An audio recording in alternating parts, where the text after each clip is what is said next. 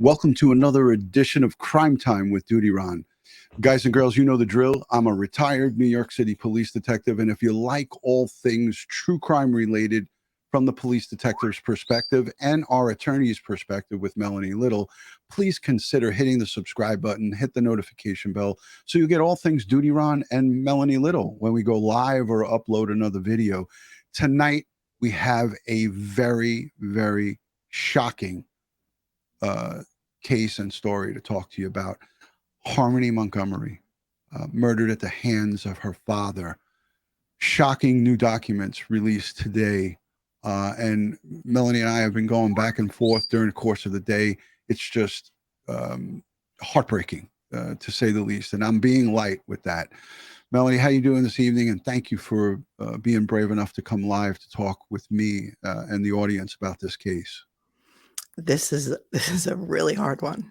Yeah. It's a really hard one. It took me at least 5 or 6 sit downs to try and get through this 48-page probable cause affidavit. It is heart-wrenching.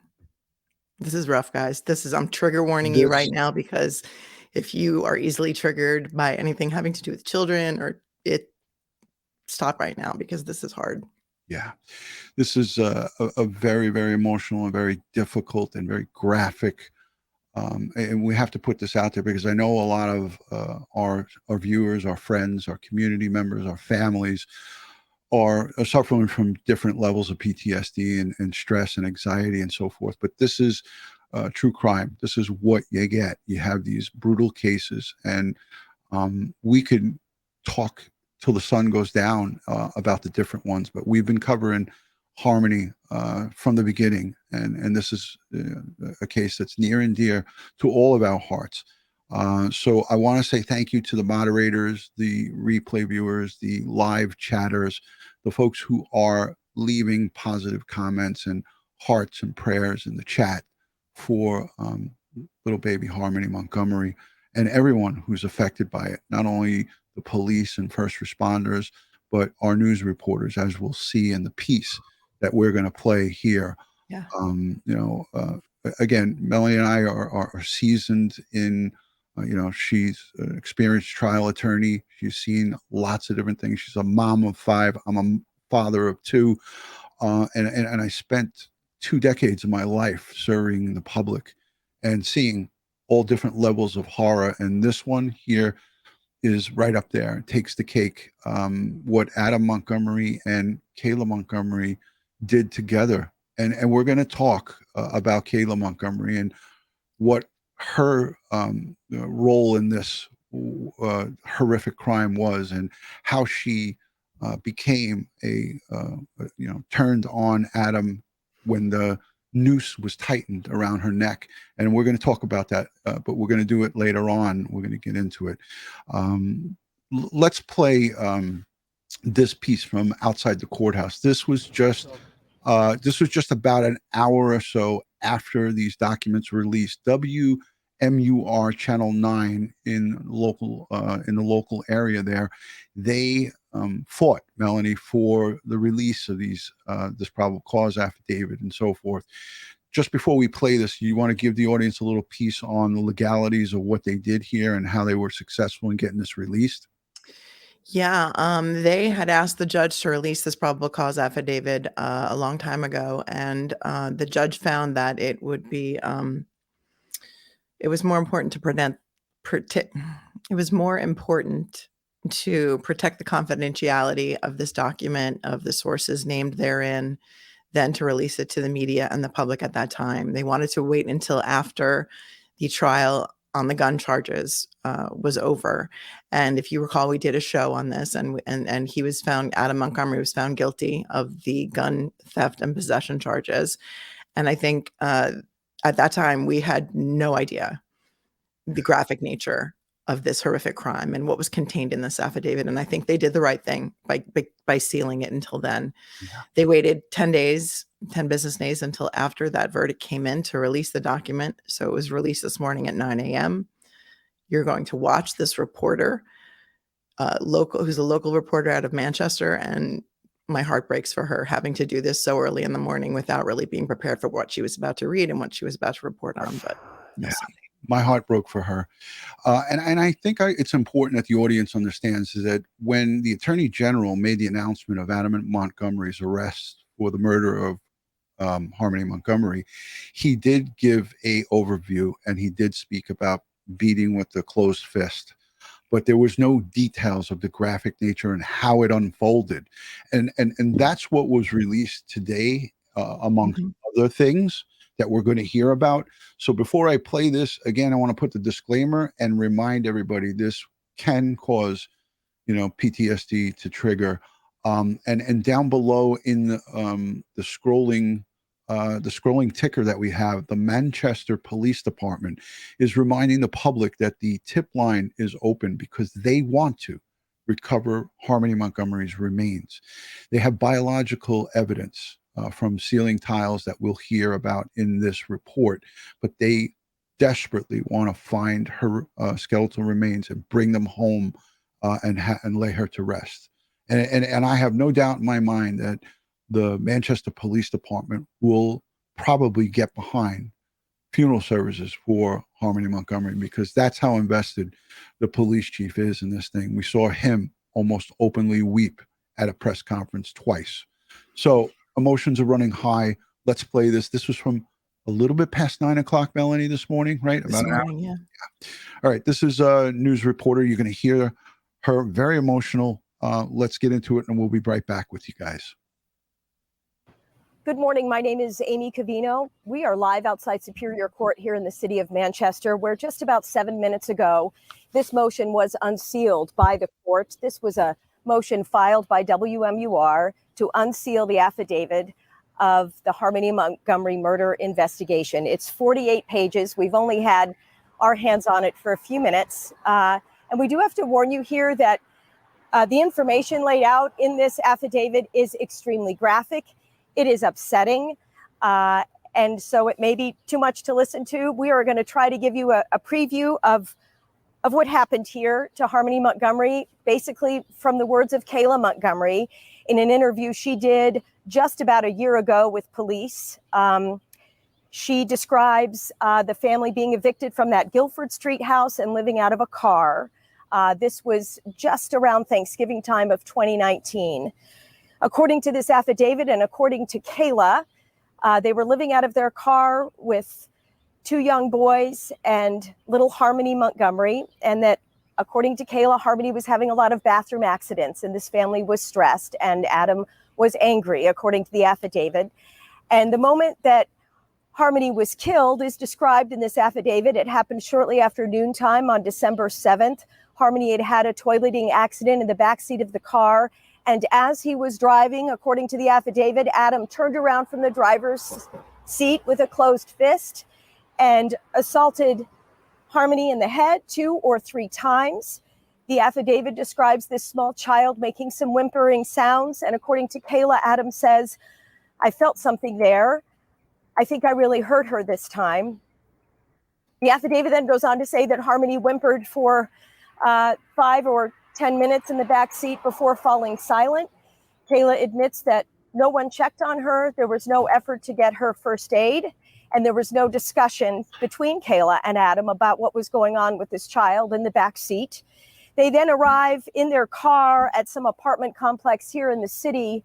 And Adam goes to the back of the trunk of this car, unpacks an Under Armour type gym bag, and proceeds to put little Harmony's body inside that gym bag. This affidavit then goes on to describe how Adam dealt with the remains of this small child over the intervening weeks and months. This child's body was transferred to numerous locations around the city. Some of the most profound DNA evidence, according to police in this affidavit, was found inside a Families in Transition apartment. The Montgomery family moved into that apartment on December 30th of 2019, so about 3 weeks after Harmony was allegedly murdered by Adam. At this point, her little body, according to the affidavit, was in a trash bag in a cooler, and that bag had then been moved up inside a ceiling tile of this apartment at Families in Transition. Just a year ago, detectives got inside that apartment and went up inside that ceiling tile. There are pictures in this affidavit that show staining, which they say is from a decomposing body. And some of the most significant DNA evidence comes from that location in this case.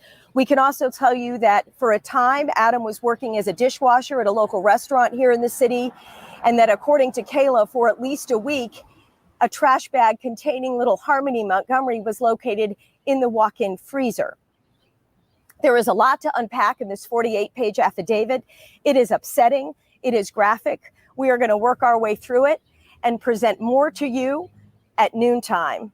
For now, we're outside Superior Court. I'm Amy Cavino, WMUR News 9.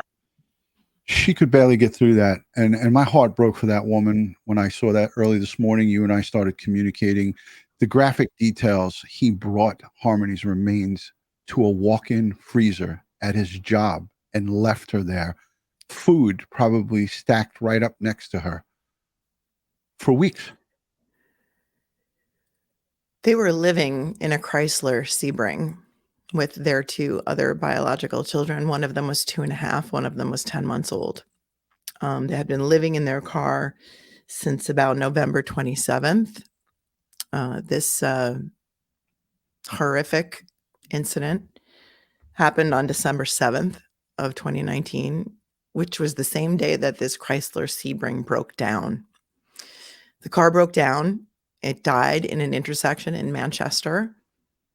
They called the police. They called a tow truck. And that's when he put Harmony's body into a duffel bag to get it out of there before the tow truck got there. Just horrific, shocking, all of the above. And you know, my really big problem here is that had Kayla Montgomery not been squeezed by detectives, and kudos to the Manchester Police Department and their detective unit, because they forced her. They tightened, and I hate to use that term, but they tightened the noose around her neck. They made her world so much smaller because she knew that she could have the potential to go to jail for the rest of her life. So a deal was cut with her to cooperate and give this testimony and these statements. And she is going to be their star witness against him at his murder trial come November. So 2 years after the fact is when they got this information from her. It was 2 years and later. That's the thing that has me furious, Melanie, is that, okay, granted, Kayla has no biological connection to Harmony, but that doesn't mean shit. She sat and with a stone cold face lied to the police that were interviewing her, lied before the grand jury. And she's going to use that card of, I was in fear of my life. I'm a battered woman. It probably already went that route. But in my eyes here, this is what I look at. I look at Harmony.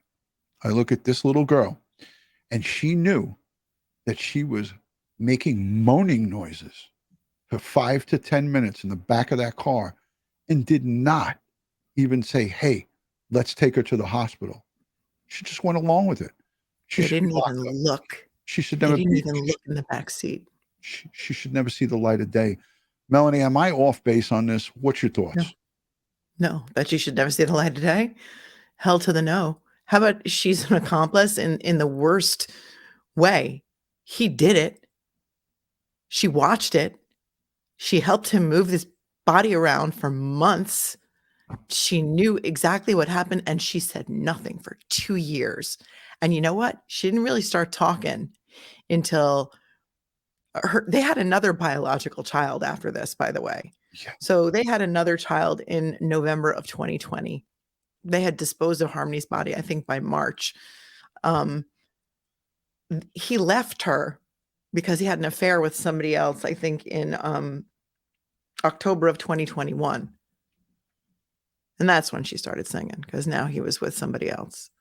Who turned up dead. Who turned up dead 3 months later.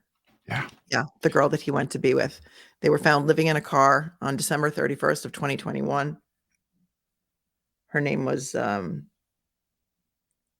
what was her name? Kelsey Smalls. Yes. Yes. Kelsey Small. Yeah. They were living in the car together. Kelsey had said when she was interviewed by police, said that they were together for over a year. Kelsey was found dead 3 months later in a hotel room, and the police ruled it no foul play. So she started singing when she found out that he was with somebody else. And also, again, as I keep repeating, when the noose tightened around her neck, when her world became very small and she was cornered, and like a cat, she gave it up and said, this is what I'm going to do. Judith Lyons also reminds us that she stole Harmony Montgomery's government benefits, knowing that she was cashing the checks, beaten to death. Horrible. Now, remember, Harmony wasn't even reported missing until November of 2021. Correct. And she was reported missing by her biological mother, who hadn't heard from her since Easter of 2019. So 18 months went by before Crystal Story, who's her biological mom, who had lost custody of her in 2018 because of repeated drug use, didn't report her missing until 18 months after the last time she had FaceTimed with her. So many things went wrong here. So wrong. I'm going to let the audience listen to the second piece. And this is our same reporter later today. She's working probably still on this story tonight. But this is later on, probably around the 4 o'clock hour or 5 o'clock hour. I want you guys to take a listen to this because there's more details that she unfolds here and releases. It is 48 pages of alleged abuse suffered by a 5-year-old child while she was alive and even after she died. And according to her own stepmother, it was at the hands of her dad. Harmony Montgomery's crooked smile, pink glasses, and pigtails stole the hearts of the world. But according to the affidavit, her father was the exception to that. He raged at his little girl over toileting accidents, Kayla Montgomery told police. The affidavit says Harmony's final moments of life were agonizing.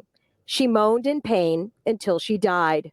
Her tiny face and head received blow after blow. Adam Montgomery reaching back from the driver's seat, delivering the violence as he drove.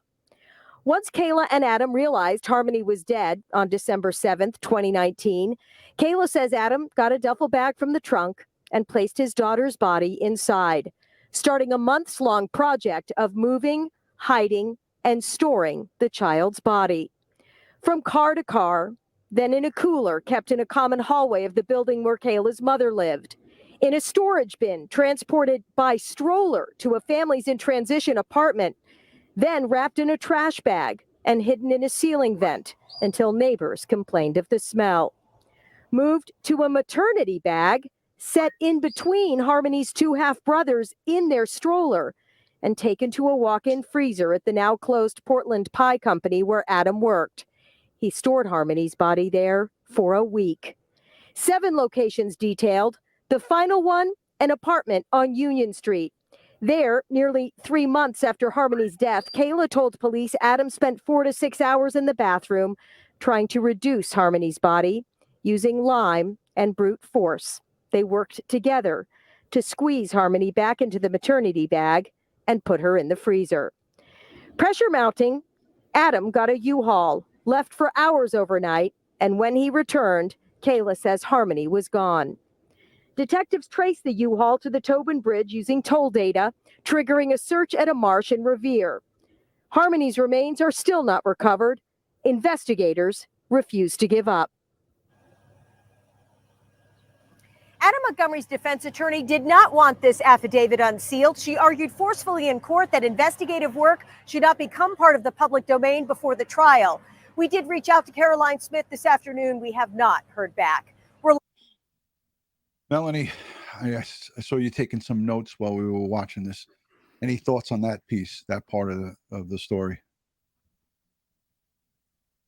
I'm just speechless. Yeah. I mean, first of all, amazing detective work that they were able to locate this Chrysler Sebring 2 years later. that it had been sold to a salvage yard or something, because I guess they never got the Chrysler Sebring back that day that it was towed, which was the day of the murder. Right. December. And the detectives were able to locate that Sebring and recover it and test it for evidence. I'm rarely speechless, but I'm speechless. And here's the thing, folks. Not only did they bring Harmony's remains to several different locations, but also Kayla's mother, who lives in a multi-family dwelling, they left her remains in a common hallway. That means, for those of you who don't, maybe just live in a private house or common hallways, that means the residents in that building, in that dwelling, had to walk past those remains, and they complained of the smell. And then they moved it. So Kayla's mother, as innocent as she seemed in her interview that we played, Melanie, I think she's full of shit too. I think that she had full well some knowledge that something was up, because she was asked, when was the last time you saw Harmony? When was the last time? And she put it all on to Adam. She called him an evil monster, which she's correct. But she should have added, and my daughter is equally as evil as him. It was her cooler. Yeah. They asked her for a cooler. She gave them the cooler. The cooler was also recovered by the detectives in this case 2 years later. They went back to her mother's house, Christina Lubin's house, and said, we're looking for a red cooler with a white top. Do you have one? Oh, yeah, sure, I have one. And they have the cooler 2 years later. I don't know that they were able to recover anything from it, but it's in evidence. Right. I want to show the folks, Melanie, this is the exact location where Harmony's body was brought to. This is as you could see, there is 1, 2, 3 mailboxes. So it's a 3-family dwelling at 258, whatever street this is. So I'm going to play this. I was going to say play this. So I've got to hear this again now that we know what we know. Yeah. The audio on this is not that great, but there is about 3 or 4 news reporters. You see the mic here. There's another one here, and there's a couple more. And this is the reporters peppering Kayla Montgomery's mom, Christina Lubin. And she has better choices, and that's all I can say. I'm just asking you, just for the children's sake, I do pray for Harmony, and I did have something come to me today for the police that I thought may help, which I did tell the police I'm not going to give that out yet because I don't want to hinder it in any way. Just please. When did you see Harmony? When did you see Harmony? I knew it was in the wintertime. I wasn't exactly sure when. And when I spoke with my daughter, she was telling me it was the day after Thanksgiving. Okay. That last year in 2020 or 2021? No, that was in 2019. And did you ever ask your daughter where she was after that? That you never saw her again? Well, she told me that because they came here the end of December during the holidays, and they were here briefly. When she was dead. I asked her, I'm like, well, I expected Harmony to do them, and they said no. And I know they've been kind of living on the streets and in a car kind of thing. And well, she didn't say no. She said she's with her mother. Did you hear what she said there? That she came after the holidays in December with him, and they stayed here. According to the affidavit, they did. They brought her remains there. Right, they did, in the cooler. She gave them the cooler to put them in. Yeah, they're living in the car, that kind of thing, she says. Right, I backed it up, but the red cooler, and just for the people who are questioning in the chat, this is a common hallway right here that she's standing in, because when you open this door, because I was on patrol for almost a decade, I know how these multifamily dwellings are. There's usually like a stairs leading up to the second or third floor. If it had 3 floors, it looks like the dwelling next to her has 3 floors. You can see them right here. There's the third where my cursor is, second, first. So it's probably a 3-story dwelling. Stairs are usually right to the left, and it leads up. So common hallway could have meant in the first floor, second floor, or third floor. And listen to what she says when asked, when was the last time you saw Harmony? No, and I know they've been kind of living on the streets and in a car kind of thing. And well, she didn't say no. She said she's with her mother. And I didn't question it because I didn't know until all the news, the history of the family And Adam, for the first couple of years, was some sweet guy, and he's not. He is pure evil. He is pure evil.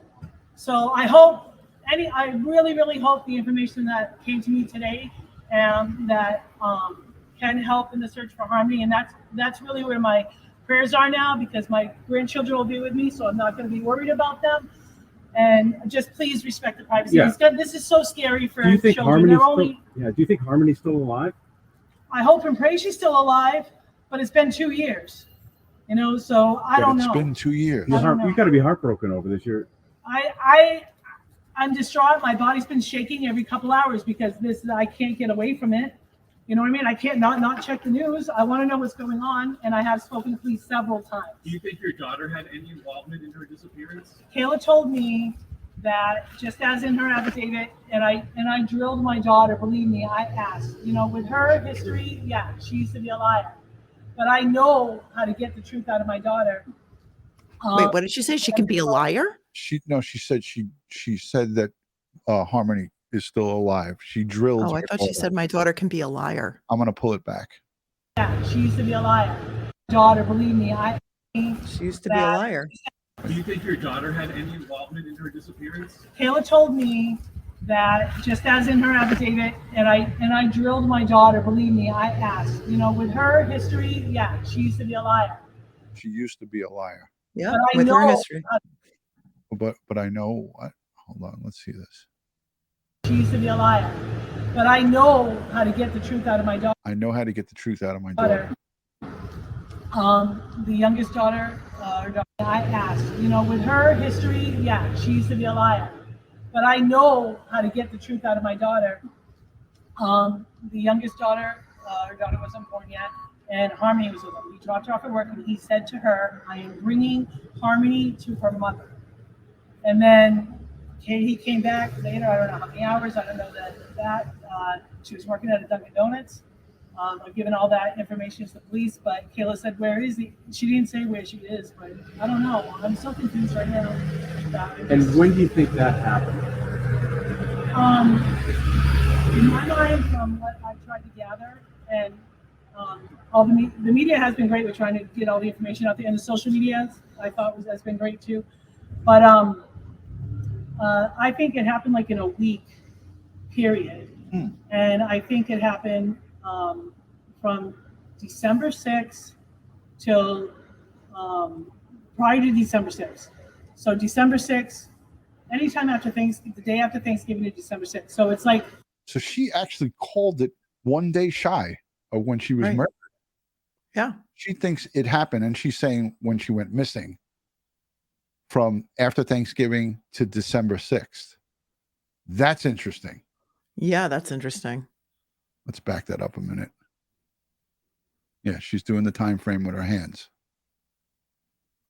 In my mind, from what I've tried to gather, and She's saying from what I tried to gather. all the media has been great with trying to get all the information out there, and the social media I thought has been great too. But I think it happened like in a week period, and I think it happened from December 6th till prior to December 6th. So December 6th, anytime after the day after Thanksgiving to December 6th. So it's like there's a third. That's interesting why she said that. I want. Yeah. Anyways, I'm going to take that off. I'll tell you why, because they were living in the car from November 27th, which was like right around Thanksgiving. Somebody testified in front of the grand jury that they actually brought them Thanksgiving dinner to the car. So there were sightings of Harmony around Thanksgiving because they brought food for the 3 children that were living in the car, as well as Kayla and Adam, that when their car broke down and was towed away, their friend lent them his Audi to live in. Angelo is his name. Yes. And then the Audi also broke down. Now, keep in mind, it was 19 degrees at night in Manchester, New Hampshire. And these two are now living in the car. Do they have to keep the car running? They must have to keep the car running, right? Yeah. 24 hours a day to stay warm in 19-degree weather. He was using a generator at the old house that they were evicted from because they got their lights cut off. Hmm. So, these are the conditions that they were living under. And this poor girl, as we heard, Harmony was forced to use a toothbrush to clean the toilets. She had a black eye, according to Right. uncle, right? Right. Kevin Montgomery, the uncle, called Manchester police in July of 2019, which would have been 5 months before they did away with Harmony, and said to Manchester police, Harmony Montgomery has a black eye, and her father told me that he bashed her around the room, and I want you to go there and do a home visit. And they went and did a home visit. They didn't see any, the evidence of a black eye. They went back. The last home visit that they did, DCYF did a last home visit on October 1st of 2019. They said there wasn't any evidence of abuse, but there would be reason for concern in the future. And a little over 2 months later, little Harmony was gone. I want to play this piece from Court TV because this also is a part of this tragedy. There was a news reporter from the Washington, D.C. area, and we're going to get his name when this reporter from Court TV talks about him and his husband were willing and had Harmony Montgomery's brother. They adopted him, and That's they right. wanted to adopt her. Right. But Adam invoked his parental right Well, and stopped this adoption from happening. Mhm. If this adoption went through and was granted, we wouldn't even be here today talking about this. Adam was granted custody by a Massachusetts judge in February of 2019 after having spent a whopping total of 40 hours with Harmony her This entire poor girl. life, in her 5 years of life. She had special needs. She was blind in one eye. This lovely couple who had adopted her half-brother wanted to adopt her. I guess we'll see what happened in the interview. My God. All right, here we go. So this is from Court TV from today. Blow your mind even more about this. And I want all of our viewers to pay close attention. So little Harmony was wanted, not by her biological dad, Adam Montgomery, but she was wanted by the adoptive parents of her biological brother, Jameson. Blair Miller is an outstanding journalist. He's also a personal friend of mine, and he and his husband, Jonathan, have adopted 3 boys. One of them is little Jameson Montgomery, Harmony's biological brother. And Blair and Jonathan wanted to adopt Harmony as well, and they couldn't. You know why? Because Adam Montgomery had asserted his parental rights and wouldn't give them up.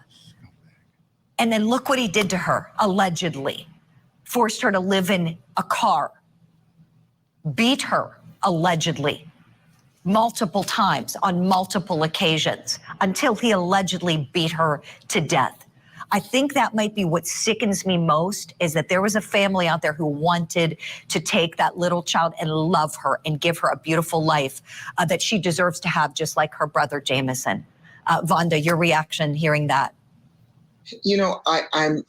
I can't get past the beating. I understand that there was a family that wanted her, but I can't get past that this man would turn his entire body around, ball up his fist, and beat a child that he made. So I understand what you're saying about that she did have a chance, but it is mind-boggling to me, and it is chilling, and it's stuff that nightmares are made of. I mean, look at that tiny little girl and her cute little glasses. How could you get angry at anybody that little? That's the face of evil right there, and a sweet angel. Ladies and gentlemen in the chat, and I thank everybody for being civil in the chat, because it's so easy for us to go off on everybody involved here, right? We talked about the judge in Massachusetts giving custody to Adam after spending 40 hours total in this whole Harmony's lifetime. He spent 40 hours with her, and that's probably open to debate whether it was in fact 40 hours. And he had a long list of felonies. The guy had a record that was as long as my arm. Shot somebody in the face. Shot somebody in the face during a heroin deal. stabbed a guy in the leg and pushed him in front of a moving car. And this is the guy you're going to give custody to? Sickening. This whole case just is sickening. And listen, folks, at the end of the day, we need to speak about this. We need to speak loud and clear. And everyone who's failed Harmony Montgomery, and we said this in our last live, and we took a little bit of heat for this, but I'm going to say it again. I won't change my position on this. Crystal and Adam produced Harmony Montgomery. Unfortunately, they failed her first and foremost. Then it was a domino effect right down the line. Everybody else that was anybody that had a hand in, cousins, uncles, relatives, stepmothers, step this, step that, friends, everybody. Then the fail-safe that was supposed to be in place to protect our children, DCYF, they're supposed to protect the children that can't protect themselves. They can't speak up for themselves. They can't fend for themselves. That failed. The police department, as much as I don't like to admit to it, they failed, because how many times were they in contact with Harmony Montgomery? How many times did they have a chance? And we hear this over and over and over again. When is this going to stop? We hear it in all these cases. Little Tommy Valva. Look at Summer Wells down in Tennessee. Living in squalor in a house of horrors. And she just, poof, vanished off the face of the earth. Harmony Montgomery. There's just been so many opportunities for people to step in and say, hey, wait a minute, time out. I'm responding to a call for service that there's a disturbance from the neighbors, and you have drug addicts running around with not just Harmony, 3 or 4 other kids, boys, run around that property. How, in God's name, did somebody not see something? I have a hard time accepting that. I really do. And it's easy for me to armchair quarterback it here. Yeah. But when we look at the totality of the evidence and the response, everything that's public record, Melanie, that is all of these police calls for service and the calls from Crystal Sorey that went according to her, that went unchecked. Mm-hmm. And she finally wrote a letter to the mayor of Manchester and said, I'm outing you guys. I'm going to the media. And then this is all according to her, the ball started getting rolling at that time, but it was goddamn too late. It was too late. 18 months since the last time she had spoken to her. And by the time she reported it in November of 2021, Harmony had been gone for nearly a year. Right. No, 2 years by then. It was December of 2019. So people keep using that drug addiction crutch. If you're a parent and you create someone and bring someone into this world, the onus is on you to stop your drug use. And listen, I know it's easy for me to say this, but at the end of the day, she's responsible. He's responsible. He killed her. But he never loved her and never cared for her. So when you give the excuse of, well, she was a recovering addict or she was struggling. Well, yeah. You know how many struggling drug addicts bring children into this world? And you know how many children die because of their lack of attention and behavior and care? Because they care about getting their next fix of over and above caring for their child. So why would the court take Harmony from one admitted drug addict and give her to another admitted drug addict? This is where I'm having a real problem connecting the dots here, Ron. When there's a couple who already has adopted her half-brother that was perfectly willing, wanting her. Yeah. The amount of drug use, and this is what really concerned me during the gun trial, was that every single person who testified on behalf of the prosecution was an admitted heavy heroin, meth, and crack user. And yes, maybe some of them have recovered, maybe some of them haven't. I don't care. That's not the point of my story. The point of my story is that if you are going out to score crack while your babies are sleeping in the next room and your friends are coming over and you're shooting up heroin while your babies are sleeping in the next room, it's not just you that you're affecting, it's your children. And if your friends know about it and they're not saying anything, and your neighbors know about it and they're not saying anything, how's anybody going to ever do anything? Here, say something. If you have neighbors that you know are foster parents, that you know are abusing their children, that you know are using drugs in the presence of their kids, say something. Yeah. If you see something, say something. And we talk about this all the time, Melanie. And listen, it's very easy to pick up the phone and make a call. Call 911. Mm-hmm. They don't respond, call them again. You know, and it's almost too easy because there's a lot of false allegations that are made with CPS, because you can call CPS anonymously and, you know, you can try and get revenge on someone that you're divorcing or someone you want to have a custody battle with or something. But if you're a neighbor and you're like, you know, classic and sincere, that's another example. Those two poor boys failed. And this, again, is another thing that happened during COVID, where so many kids that we're going to find out more and more and more fell through the cracks during COVID, when people were locked down, stress was at an all-time high, nobody was really watching out for each other. It's just, it's gross. It's gross. It's heartbreaking.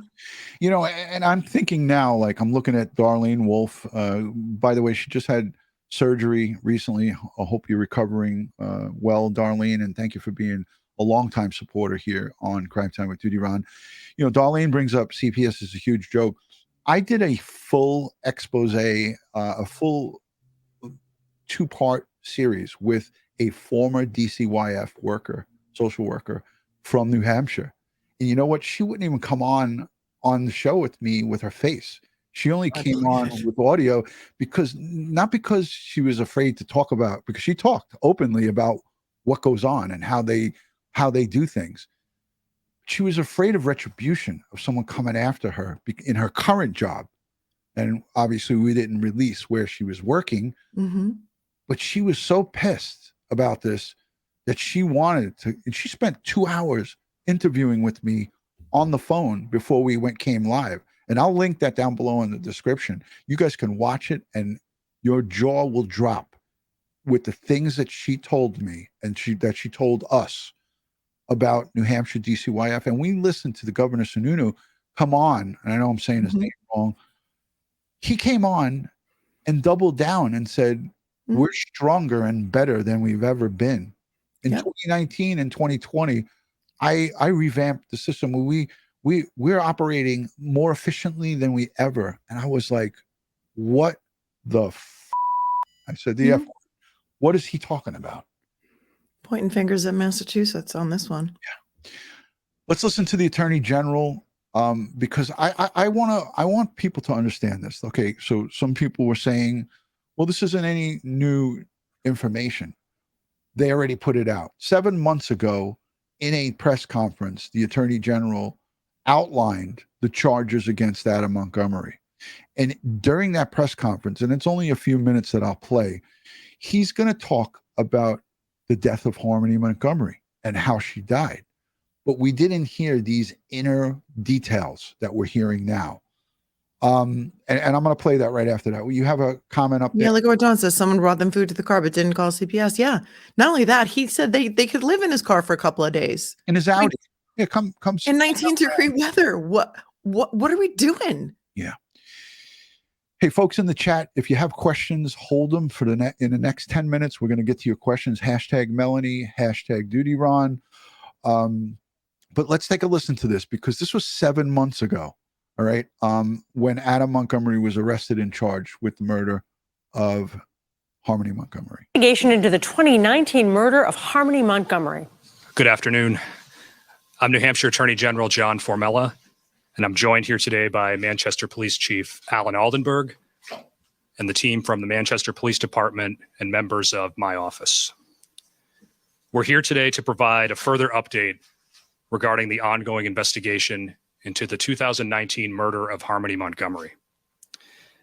As you'll recall, back in January, we announced that 5-year-old Harmony likely disappeared sometime between November 28th and December 10th of 2019. In August of this year, after almost 8 months of investigative work undertaken by the Manchester Police Department, the Attorney General's Office, the U.S. Marshals Service, the FBI, and other law enforcement partners, we announced that we had concluded that 5-year-old Harmony was murdered in Manchester in early December of 2019.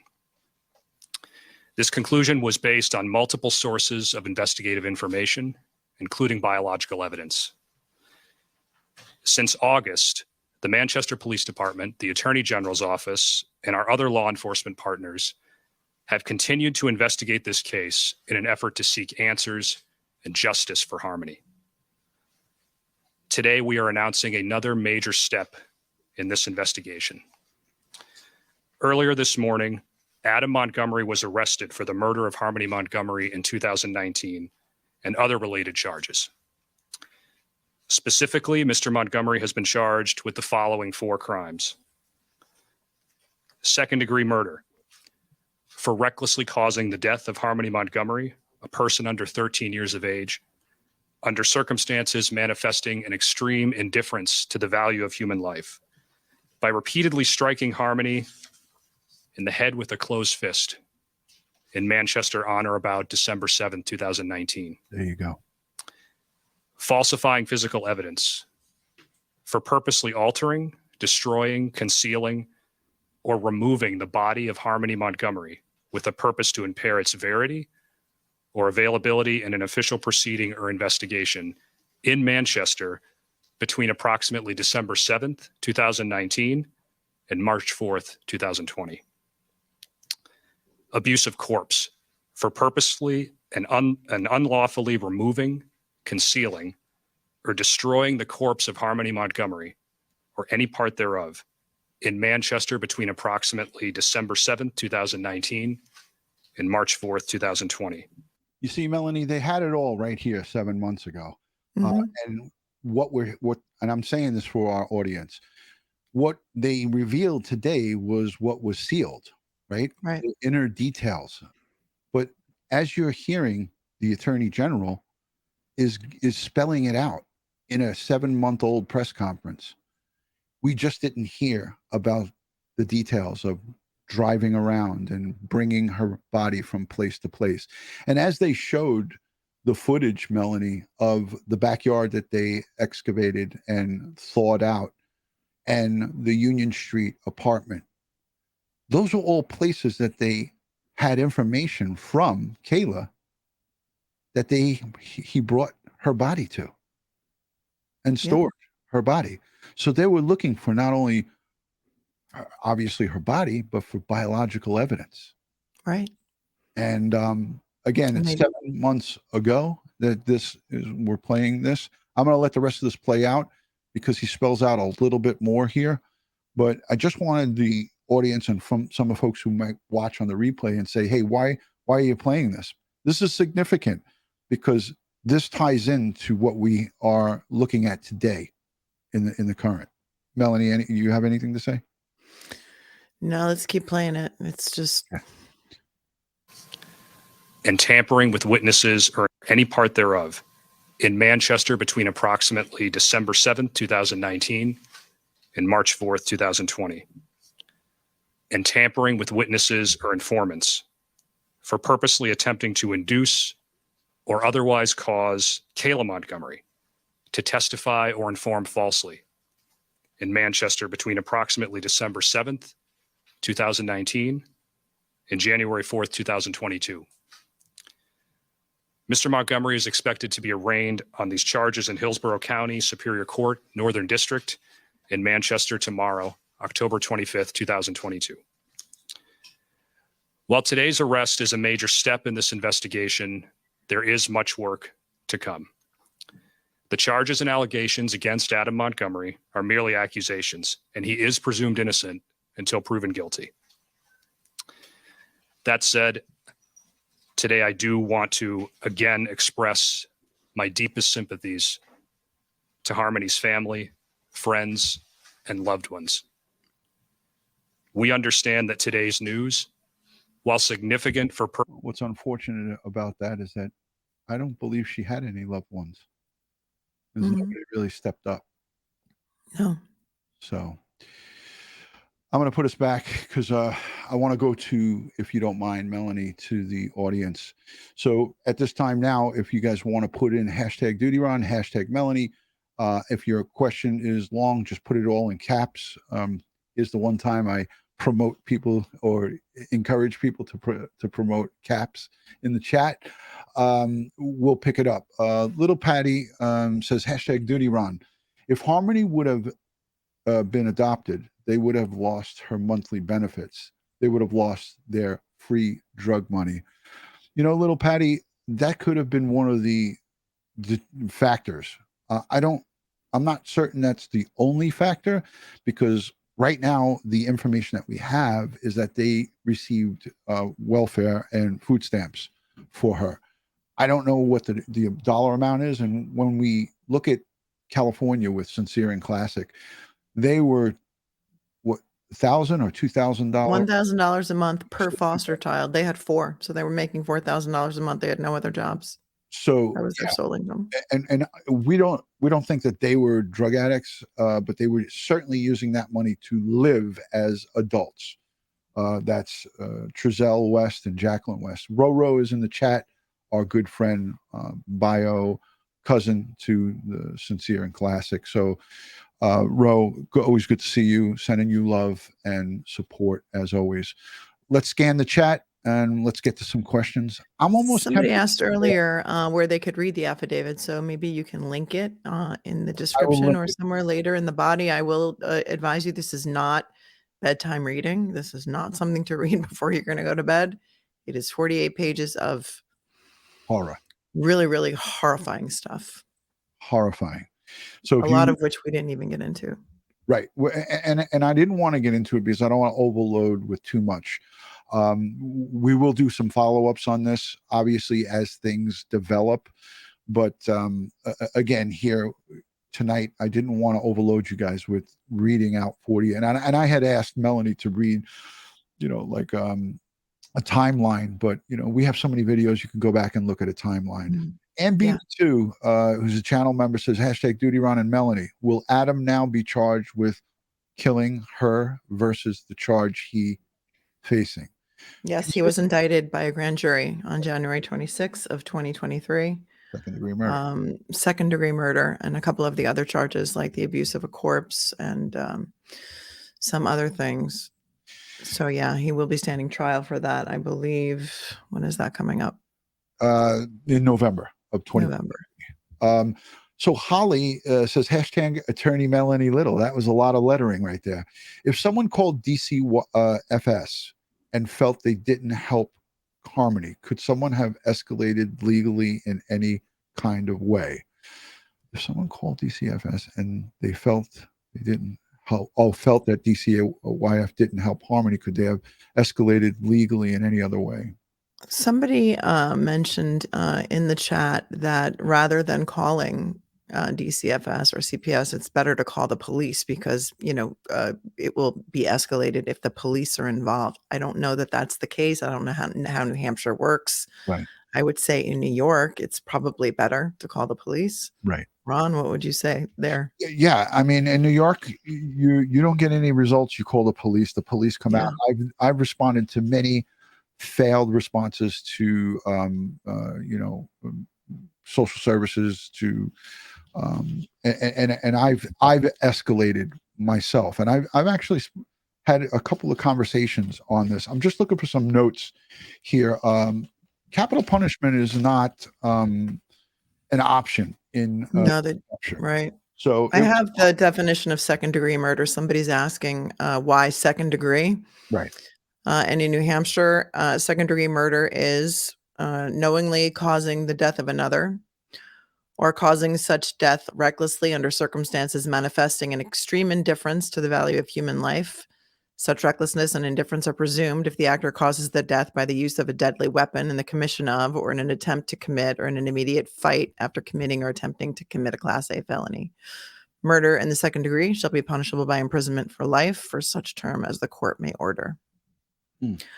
I think perhaps they think they're not going to be able to prove intent. Right.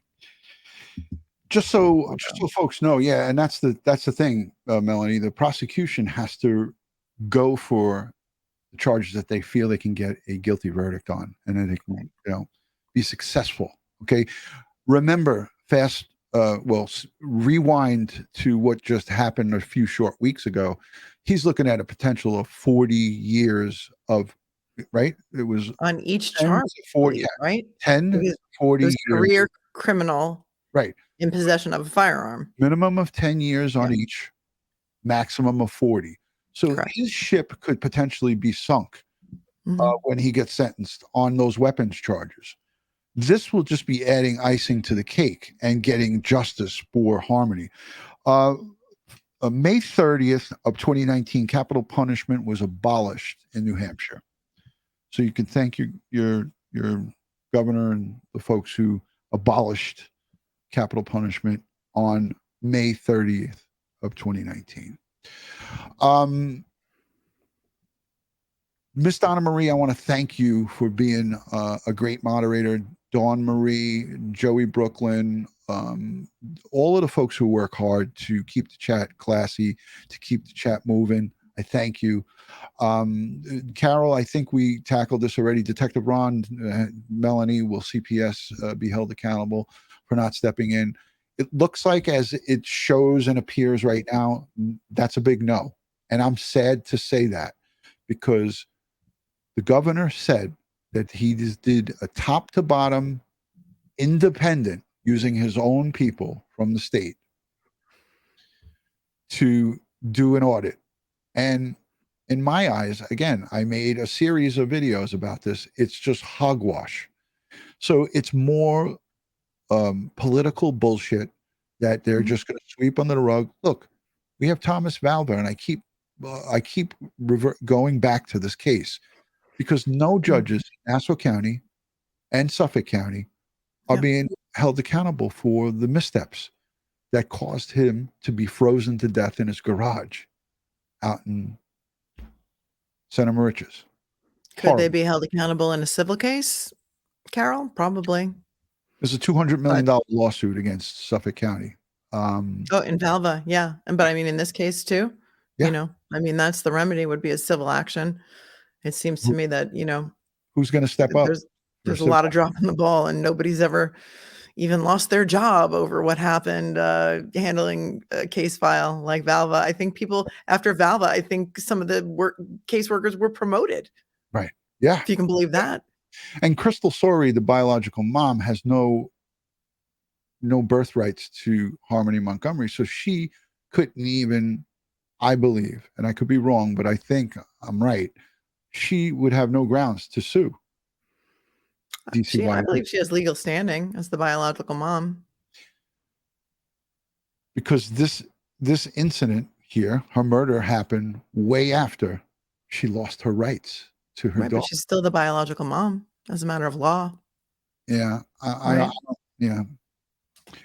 But I guess anybody could bring forth a civil suit, right? If they get the right attorney. You'd have to be, you'd have to have legal standing. I mean, why didn't her grandparents fight for her? The other thing that really upsets me about this case, not like it's just everything about this case, but when Kayla's mom came to the door and said sort of like, oh, they were just kind of like living in their car and whatnot, as if it was completely normal that they're just living in their car and whatnot with 3 little children. Yeah. Like, where was this woman to help them? And, last time we did a show on this, there were people that were in the chat who would live in the Manchester area. And they said that, unfortunately, this is very common in Manchester and the surrounding areas, is that there are a lot of people living in their cars. There is a rampant drug problem. And what are we doing about that? Yeah. Didn't you say to me, or was that somebody else, that they drove through that area recently? Was that you, or maybe it was? I did drive through that area recently. I drove to New Hampshire yesterday. Right. And I've seen it. I've seen downtown Manchester, and I don't want to badmouth Manchester because there's people in the chat that are from there. But last time I was there were a lot of people walking around that city that look like zombies to me. And look, we see it in New York City too, All right. There's drug addicts on every corner now in New York City. In fact, they're putting vending machines out to give them free needles and free Narcan and free. I mean, this is like a whole other show we could do. Unbelievable. We're encouraging drug use instead of trying to help people get off drugs, which look at this comment by Karen Bookout. She's a channel member and we appreciate #DutyRon. Just a comment. We wouldn't know all of this if they hadn't given Kayla the proffer. Mm-hmm. Yeah. This is true. And, we wouldn't know all this either if Kimberly Frayne didn't roll over about those guns being stolen from her house. And that woman, who is sober now and has a job in a hospital, got up and testified in the gun trial on camera. Like, there was nobody who wanted to be there less than she did. Yeah. She had turned her life around. She was no longer an addict. She'd been sober for years. She works in a hospital. And she's on camera having to admit all of this stuff about how she called him up and they wanted to smoke crack, but they couldn't find any crack. So they fell asleep. And then the next day she wakes up and there's a crack pipe on the kitchen counter. And they had the camera on her the whole time. Whereas I noticed some other witnesses testified that they didn't have the camera on. Right. It made no sense to me. That was weird. I did putting her on camera. I did notice that too. And then we did see some testimony from some of the detectives and some law enforcement, which was good testimony in this trial, in the gun trial. I want to play this last piece before we wrap it up because this has a clip of the Manchester Police Department police chief, and you know what, he's been just on point with everything. And I just wanted to play this. It's just a small little clip with him. This is only 1 minute and 57 seconds, but let's take a listen and then we'll wrap it up, Melanie, because we're at the hour. Court filings show Adam Montgomery beat his daughter Harmony, moved her body to several locations, and then used a rented U-Haul to dispose of it. Gruesome new details about the death of 5-year-old Harmony Montgomery. Her father, Adam Montgomery, accused of putting the little girl's body inside a cooler in a bag like this, and even in the ceiling above this bedroom at a shelter. Court filings include a horrifying account from Kayla Montgomery, Adam's estranged wife. She says in 2019, Adam hit Harmony repeatedly in the face and head with a closed fist over several minutes because the little girl was having bathroom accidents in the car they were living in. Kayla says Adam said, "I think I really hurt her this time. I think I did something." Nobody helped Harmony. Hours later, Kayla says she and Adam discovered that Harmony was not breathing and was deceased. Kayla says Adam put Harmony's body in a duffel bag in the trunk, but also would leave it out in the snow to stop decomposition from happening. He's also accused of moving the body to a freezer at the restaurant where he worked and a hotel mini fridge. In March of 2020, the filing says Adam rented a U-Haul and took a trip to dispose of Harmony's remains. Her body has never been found. The van had 3 toll violations on the Tobin Bridge early that morning. She deserves to be brought home and laid to rest. Manchester police hoping someone will speak up so Harmony's remains can be found. My hope is that by this being released, maybe it jogs some memories. Maybe it causes people to rethink maybe some information that they know. And that's what's important about this. And Chief Alan Aldenberg, again, just him and his members of his small department, they stepped up. And when it came to collecting evidence along with the FBI and all of the various agencies that stepped in, I believe they have a real solid case against Adam Montgomery, and it wouldn't be as solid if they didn't have the testimony and the cooperation of Kayla Montgomery. So I'm thankful on some parts of this. I'm thankful that she did, in fact, give this inner information that we would never get from Adam. Right. And this is kind of that it's the give and take, right? There's the good, the bad, and the ugly. In this, as investigators and as the prosecution, we need Kayla or somebody like Kayla to step up. And I don't care if she was cornered like a cat or the noose was tightening, as I say. Mm-hmm. Without her testimony, we would have to rely on evidence that maybe we wouldn't have found. All of those searches at these various different locations were courtesy of her giving up that info. Yeah, her mother calls her a liar.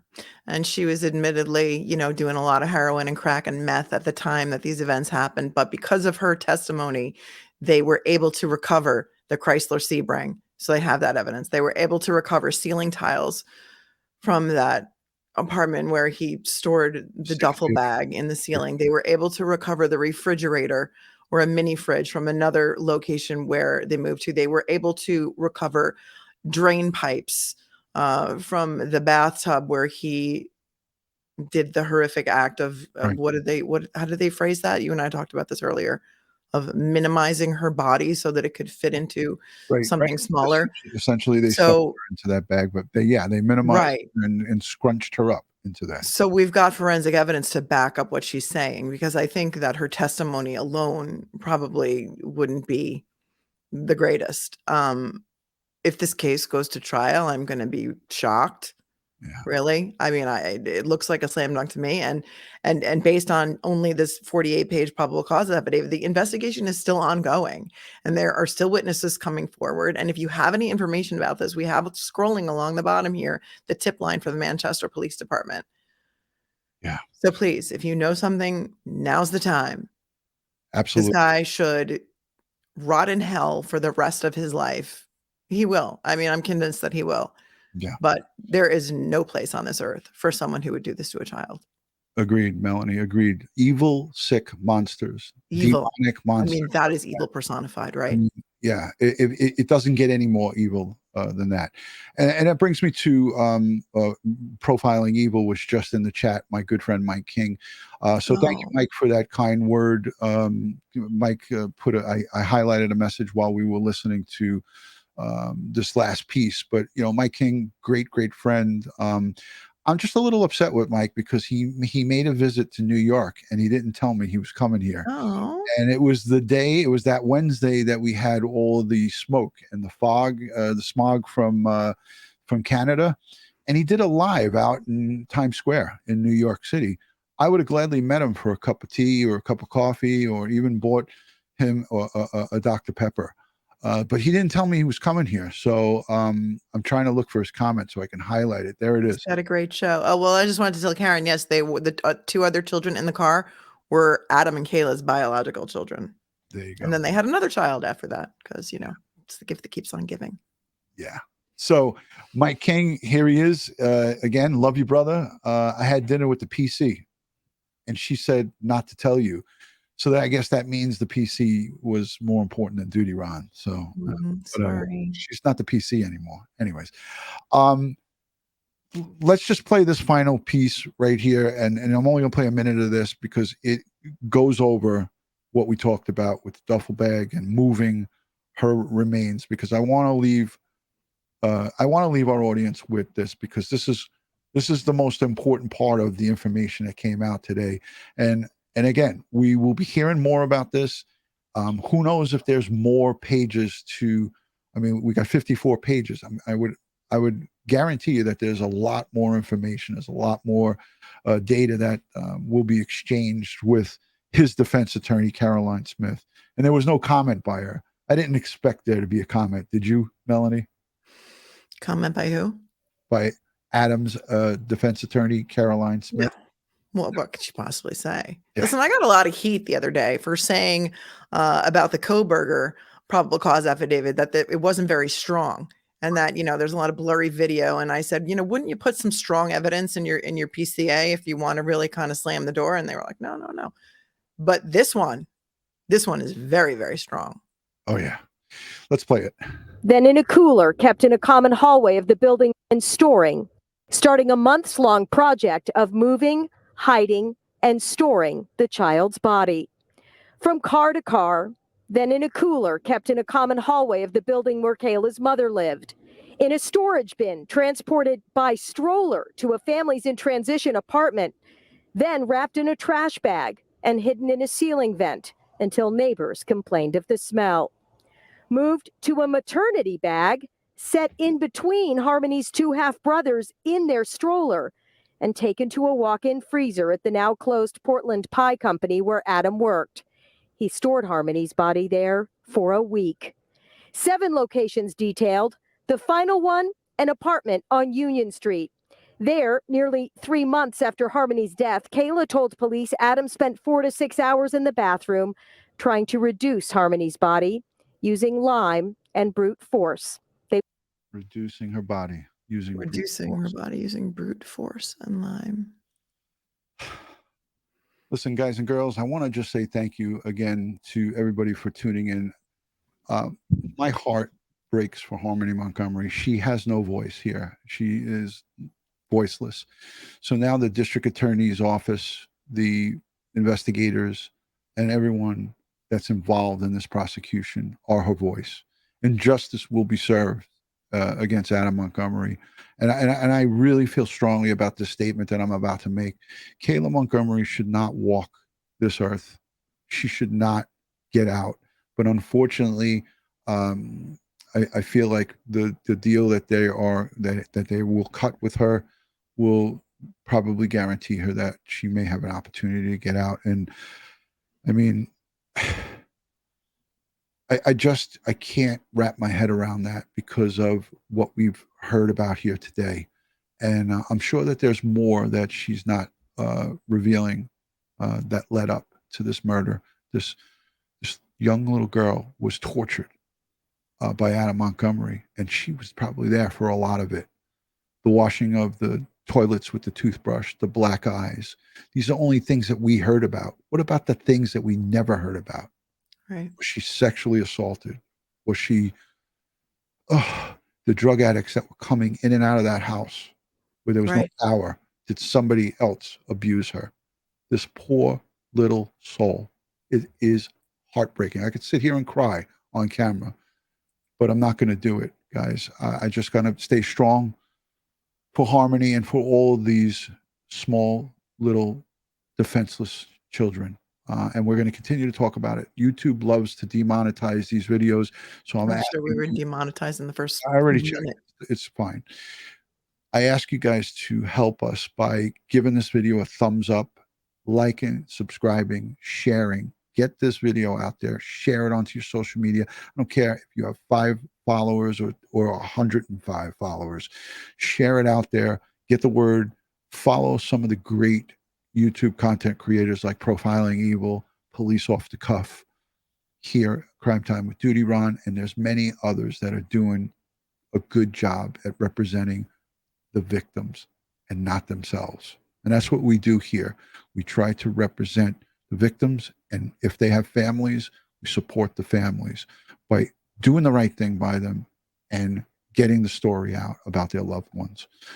Melanie, I appreciate your time as always. I love and respect you and really admire your fierce fire that you put into this stuff. You really I want to thank Bill Cannon for introducing me to you, and I know that you love doing his show and my show, and I just can't thank you enough. So thank you. I mean, you're welcome. I mean, yeah. Again, guys and girls, we will be live when more information comes out. Melanie's traveling for a couple of days. She'll be out on the road. I am going to bring you Forensic Friday with Ed Wallace this Friday night, probably around 9 o'clock.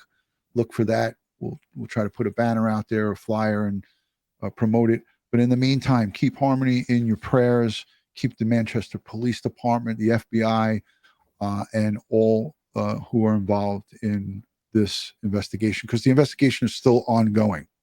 Right. I heard they were searching some wetlands nearby, so they may have some information that may help recover Harmony's remains. So we hope and pray. So on behalf of Crime Time with DutyRon and Melanie Little, we're going to wish you guys a good night. Stand by for a short message from the cop team. That's Kara, Oscar, and Popeye. Good night from New York and Long Island. Thank you. Good night, everyone. All right. Take care, guys.